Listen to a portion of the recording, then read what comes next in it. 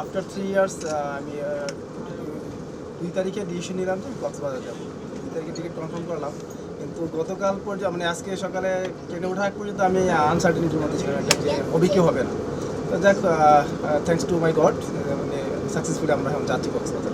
নিয়ে মূলত এক্সাম শেষ হয়েছে, তো যখন আমরা টিকিট কাটলাম তখন তো একদমই বৃষ্টি কিছুই ছিল না। তো এরপরে যে এত বৃষ্টি শুরু হয়েছে, এখন মানে পুরোপুরি কনফিউজ ছিলাম আসবো নাকি আসবো না। তারপর টিকিট কাটা হয়ে গেছে, তো আসতে হবে না, আসলেও চলবে না। আর বাচ্চারা যখন শুনতে আসবে ওদের তো খুব মন খারাপ।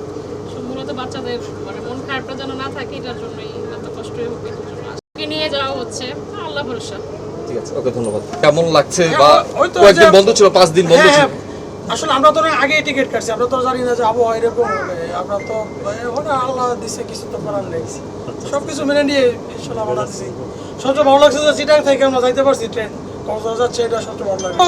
যদি আগে থেকে অ্যানাউন্স করতো যে কক্সবাজার যাবে তাহলে যাতে হইতো, যেহেতু বলে নাই, এরকম সিদ্ধান্ত হয় না। অনেকটা আনসার্টেনিটির ভিতরে ছিলাম, তো এখন একটু ভালো লাগছে। অফিসিয়াল কাজে যাচ্ছি, তো একটু বাধ্যবাধকতা আছে। আচ্ছা, তুই বলেন আর কি পরিস্থিতি এরকম? এই আবহাওয়া তো কক্সবাজারে যাওয়ার মতন না। যাচ্ছি তো ফ্যামিলি নিয়ে, একটু আসলে একটু টেনশনের মধ্যেই আছি, তারপরে যাচ্ছি, দেখি ইনশাল্লাহ কি হয়।